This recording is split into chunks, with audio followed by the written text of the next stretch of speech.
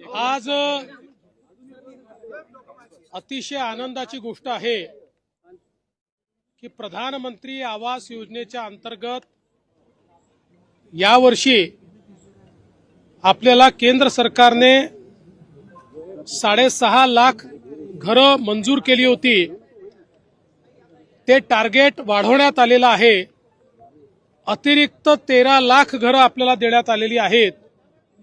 एकूण आपण विचार केला तर जवळपास यावर्षी केंद्र सरकारच्या वतीनं महाराष्ट्रातल्या गरिबांकरता, कच्च्या घरात राहणाऱ्यांकरता, बेघरांकरता एका वर्षात 20 लाख घरं देण्याची अनाउन्समेंट आताच केंद्रीय ग्रामविकास मंत्री आदरणीय शिवराज सिंग चौहान साहेबांनी केलेली आहे।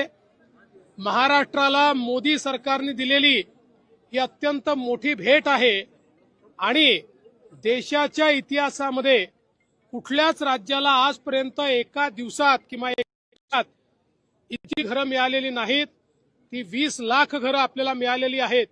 खरं म्हणजे आपल्या आवास प्लस मध्ये 26 लाख त्या ठिकाणी लोकांचं रजिस्ट्रेशन आहे।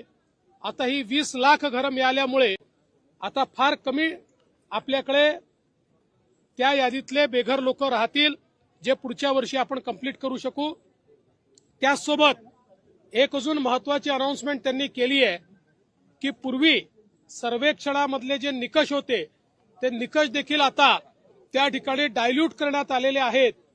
ज्यांची नावं सुटली होती आणि जे खरे बेघर आहेत, मग ते शेतकरी असो, महिला असो, अशा सगळ्यांना नव्या सर्वेक्षणामध्ये त्या ठिकाणी इन्क्लूड करण्यात येणार आहे। ती जी यादी बनेल त्या यादीतल्या लोकांनाही येत्या 5 वर्षामध्ये घरं द्यायची हा निर्णय माननीय मोदीजींनी केलेला आहे आणि तोच संकल्प आज शिवराज सिंग चौहान साहेबांनी या ठिकाणी सांगितलाय।